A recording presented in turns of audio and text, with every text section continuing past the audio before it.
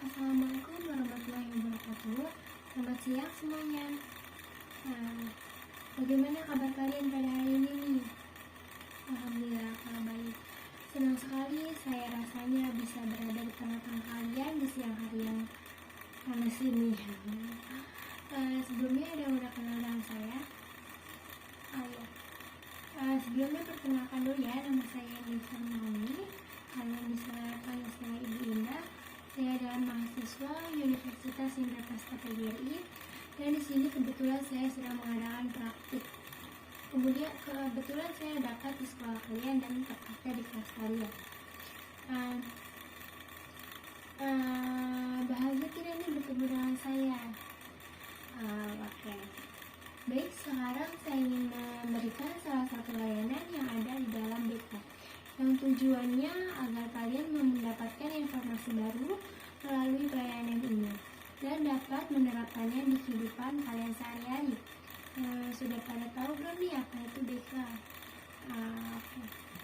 BK adalah singkatan dari bimbingan dan konseling yang bertujuan untuk membantu siswa dalam mengentaskan masalahnya dan mengembangkan potensi dirinya pada siswa itu. Layanan yang akan saya berikan adalah layanan informasi. Nah, saya sampaikan pada kesempatan kali ini, layanan informasi adalah merupakan salah satu layanan BK yang bertujuan untuk memberikan informasi kepada siswa untuk memberikan pemahaman yang nantinya bisa kalian gunakan baik di kehidupan sekarang maupun kehidupan yang akan datang, sebagai suatu pencegahan dan usaha memecahkan masalah. Topik yang akan saya sampaikan pada kali ini adalah dengan semangatnya belajar pada siswa. Karena kenapa sih anak-anak pada sering malas belajar? Apa saja sih faktor-faktor yang membuat anak menjadi malas belajar dan bagaimana cara mengatasinya? Dan tentu saja manfaat dari layanan ini agar anak nantinya dapat mengenali faktor-faktor apa saja pada anak tersebut yang membuatnya menjadi malas belajar. Guru BK baik dalam layanan informasi ini kita semua akan menjelaskan bagaimana asas-asas yang akan digunakan, yaitu asas kegiatan. Jadi dalam asas layanan ini saya memberikan kepada kalian semua agar kalian bisa aktif, dan jika ingin ada yang ditanyakan dipersilahkan dan memperhatikan betul apa yang saya sampaikan. Kemudian ada asas keterbukaan. Jadi kalian boleh memiliki pendapat atau kalian ingin mengumumkan pendapat, kalian bisa sampaikan di kelas ini, kita diskusikan bersama-sama. Kemudian ada asas kenormatifan. Nah, asas ini adalah asas yang saya minta agar kalian semua dapat menjalankan layanan ini sesuai dengan norma-norma yang ada seperti sopan dan santun. Kemudian ada asas kerahasiaan. Asas ini saya minta jika memang salah satu dari kalian menceritakan pengalaman pribadinya. Nah, jadi saya minta kalian dapat menjaga semua cerita dari teman kalian agar tidak diceritakan kembali di luar kelas ini. Selanjutnya, agar kegiatan layanan ini menjadi efektif dan bermanfaat, maka saya akan membagi kalian ke dalam 8 kelompok kecil, di mana pembagiannya sesuai dengan nomor absen seperti 1-5, 6-10, dan begitu selanjutnya. Masing-masing kelompok menunjuk pada satu perwakilan untuk mengambil topik yang akan dibahas oleh suatu kelompok tersebut dan kemudian akan dipresentasikan di dalam kelas nanti. Nah, kemudian setelah mendapat topik pembahasan tersebut, kalian bisa diskusikan, terus kalian presentasikan. Nah, terakhir saya memberikan kesimpulan dari semua itu jika tidak ada yang ikut diskusi, saya harap semua dapat memahami dan apa yang saya sampaikan dapat dicerna oleh kalian. Baik, kalau sudah cukup jelas, sebelumnya masuk ke pembahasan, tanda baiknya kita berdoa terlebih dahulu agar kegiatan kali ini dapat berjalan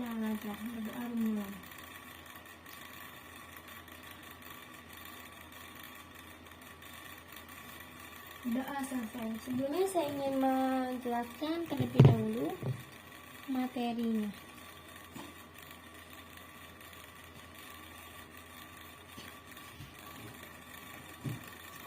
Di sini saya sudah buat PowerPoint. Materi yang saya buat adalah yang pertama, yakin masih malas untuk belajar. Yang pertama itu ada pengertian rasa malas. Dan yang kedua ada penyebab malas belajar. Dan yang ketiga ada dampak negatif malas belajar. Dan yang keempat tips mengatasi malas belajar. Apa sih pengertian malas belajar itu? Nah, dalam suatu perasaan di mana seseorang akan enggan melakukan sesuatu karena dalam pikirannya sudah memiliki pemikiran yang negatif atau tidak adanya keinginan untuk melakukan hal tersebut. Menurut Kamus Besar KBBI atau Kamus Besar Indonesia, malas itu artinya tidak mau bekerja atau mengerjakan sesuatu. Oleh karena itu, orang tersebut lebih senang mengemis daripada bekerja. Jadi enggan. Jadi dari pengertian rasa malas ini adalah malas ini suatu perasaan tidak suka, enggan melakukan sesuatu dan lebih senang tidak melakukan sesuatu. Kemudian apa itu sih penyebab rasa malas? Nah,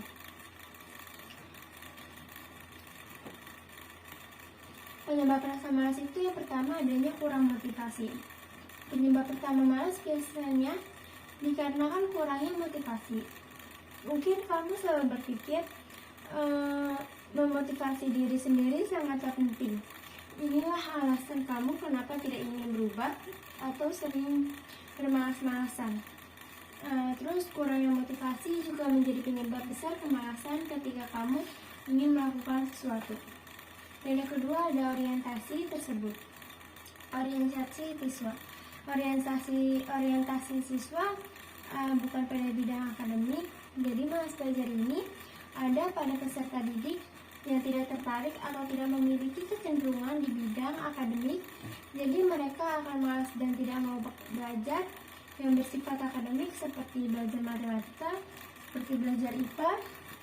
Dan tetapi biasanya orang seperti ini dia lebih suka belajar di non akademis, seperti belajar musik, belajar seni dan lain-lain. Kemudian ada pilihan gaya hidup yang buruk. Banyak orang yang menjalani gaya hidup yang tidak terencana atau ceroboh. Mereka terus melakukan hal yang sama terus-menerus setiap harinya. Dan sepanjang jam seperti menonton film atau bermain media sosial tanpa melakukan pekerjaan apapun. Media sosial cenderung membuat kita menghabiskan waktu sepanjang hari dan membuat kita mencegah untuk melakukan kewajiban dan tanggung jawab apa yang kita miliki. Jadi kita setiap harinya hanya scroll handphone. Dan yang ketiga ada memiliki tujuan hidup yang sensitif, tidak memiliki tujuan hidup yang spesifik. Pernahkah kamu berpikir apa sih tujuan hidup yang spesifik itu? Kamu saat ini untuk kedepannya, jika kamu tidak memiliki tujuan hidup yang ingin dicapai, maka ketika melakukan pekerjaan apapun akan membuat kamu sangat malas. Tujuan hidupmu akan selalu memotivasi kamu untuk bekerja. Sebaliknya, jika kamu tidak memiliki tujuan hidup, maka kalian tidak akan memotivasi untuk melakukan hal-hal baik. Kemudian ada pergaulan. Di dalam sini, apa sih pergaulan itu? Pergaulan itu menjadi faktor siswa malas belajar karena sikap seseorang dapat mempengaruhi individu lainnya. Contohnya misalkan ada peserta didik yang memiliki teman yang malas sekali belajar, dan kalian berteman dengan mereka, dan kalian akan terpengaruhi. Kalian malah akan nongkrong, menghabiskan waktu kalian tidak jelas, ngobrol-ngobrol, tapi kalian lupa akan tanggung jawab yang kalian miliki untuk belajar sebagai siswa. Kemudian terlalu mengandalkan teman. Seseorang siswa biasanya malas belajar karena bisa mengandalkan temannya yang baik.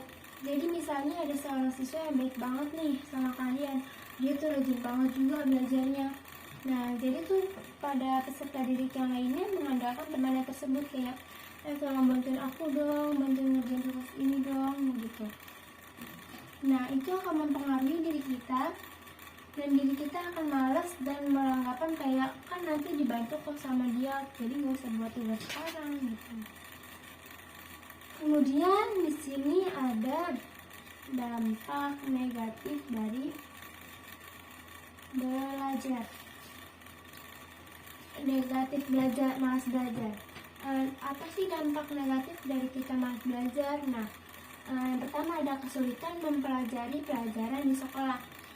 Dampak yang paling terlihat dari malas belajar adalah anak akan mengalami kesulitan dalam mengikuti pelajaran yang di sekolah.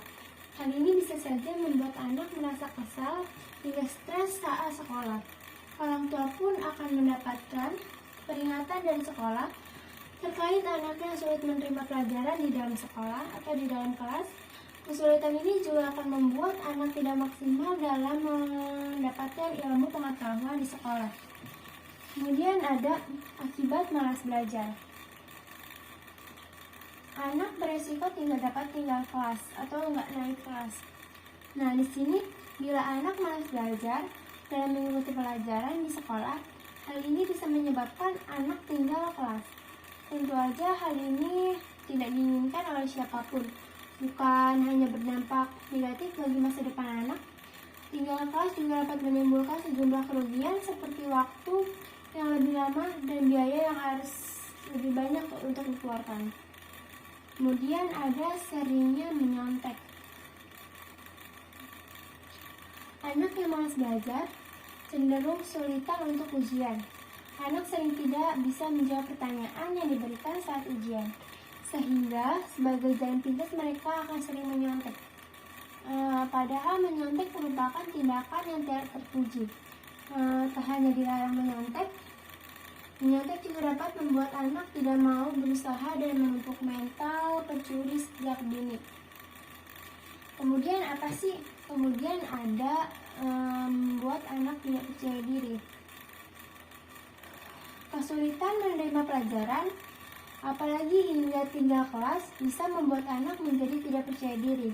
Banyak survei yang membuktikan bahwa anak yang tidak percaya diri, selain dibully, rasa tidak percaya diri juga akan membuat anak semakin sulit untuk menerima pelajaran di sekolah. Anak pun akan mengalami kesulitan dalam bergaul dan berdampak untuk kemampuannya dalam bersosialisasi. Kemudian, wawasan yang sempit. Sebentar. Tak hanya berdampak secara akademis, malas belajar juga dapat membuat wawasan anak menjadi sempit. Padahal ada begitu banyak pengetahuan di luar sekolah yang bisa anak pelajari. Wawasan luas memiliki banyak manfaat bagi kehidupan anak di masa depan, seperti melatih kemampuan berpikir, kemampuan menyelesaikan masalah, mengikuti perkembangan terkini, hingga mudah bergaul karena anak sering berkomunikasi dengan lawan mainnya atau lingkungannya. Kemudian di sini juga ada mulai dari disukai.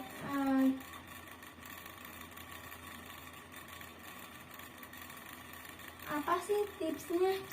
Tips agar tidak malas belajar. Yang pertama ada mulai dari yang disukai. Jadi supaya rasa malas tidak tiba-tiba mendatangi pikiran, perlu menumbuhkan sebuah semangat terlebih dahulu. Caranya gimana? Mulai saja kegiatan belajar dari sesuatu yang disukai.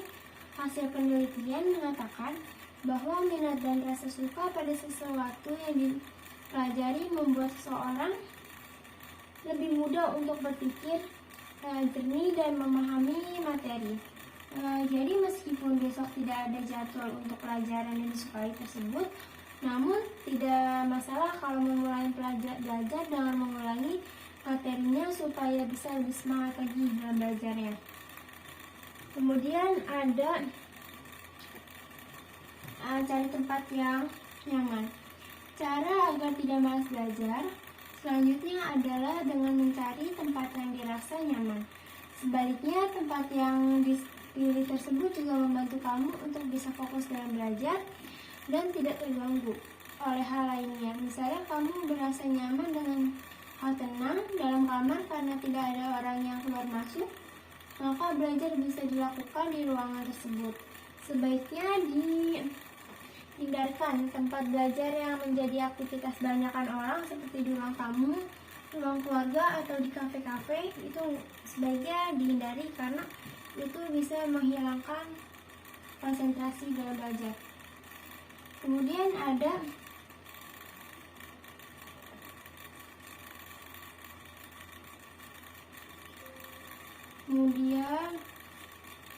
susun jadwal belajar.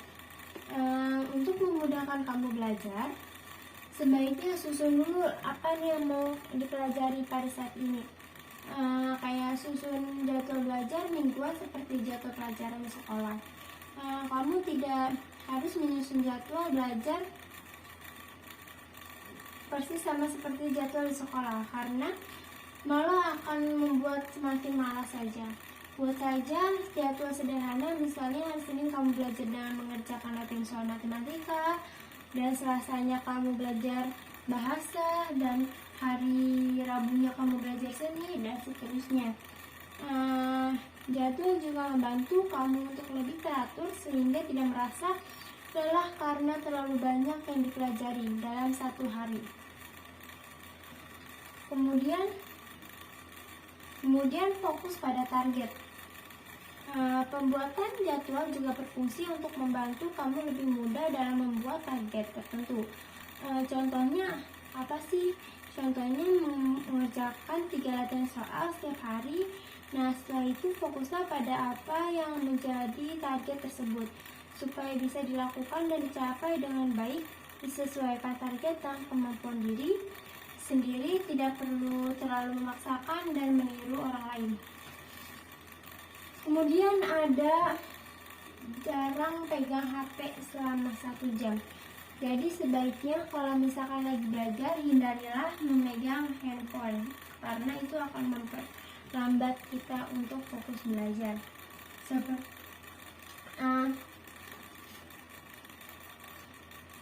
Main HP memang tidak bisa dipungkiri dapat mengganggu aktivitas belajar. Canggih dan banyak fitur handphone, semakin penasaran kita untuk terus memegang handphone, apalagi kalau sudah kecanduan main gamenya. Kadang saat memegang HP membuat kita tidak sadar banyaknya waktu belajar yang terbuang karena kita main handphone dan scroll nggak jelas. Ketika kita mampu untuk tidak pegang HP selama 1 jam, maka momentum itu dapat dipergunakan untuk belajar. Memang harus butuh komitmen yang kuat supaya bisa tidak memegang handphone selama 1 jam. Apakah kalian siap? Kemudian ada terapkan prinsip hidup sehat dan sederhana. Nah, pola hidup sehat juga sangat berdampak pada semangatnya belajar seorang. Hal ini didukung karena kondisi fisik dan otak punya stamina yang mumpuni untuk belajar. Misalnya kita terapkan olahraga yang teratur, makan yang teratur dan bergizi, serta tidur yang teratur pula dan tidak bergadang. Jadi kamu tidur itu benar-benar harus bisa 8 jam kalau lebih baik. Maka dengan itu juga bisa dapat melawan rasa malas dan tidak punya semangat belajar yang tinggi. Oke, hanya segini saja materi dari saya. Sekarang jika ada yang ingin ditanyakan, boleh. Nah, kemudian dengan kalian menerapkan prinsip tadi nih, prinsip pola hidup yang sehat, kalian kayak kurang-kurangin main handphone, kalian kurang-kurangin jajan-jajanan yang tidak bergizi, kalian Banyaklah makan yang bergizi, bahkan sayuran, buah-buahan, agar kalian mempunyai stamina yang kuat untuk dalam berpikir. Kemudian kalian jangan banyak-banyak nih main handphone sampai begadang, sampai kebuang waktu tidurnya yang banyak, kan sayang ya. Mendingan kalian sambil baca-baca buku gitu. Nah, jika ada yang ditanyakan boleh. Hanya segitu saja materi dari saya, seperti pengertian dari semangat pengertian malas belajar, dari dampak malas belajar, dari apa lagi, dari penyebab malas belajar itu apa, dan tips malas belajar. Jika ada yang ingin dipertanyakan boleh. Tapi hanya segitu saja materi dari saya. Kurang lebihnya mohon maaf. Assalamualaikum warahmatullahi wabarakatuh.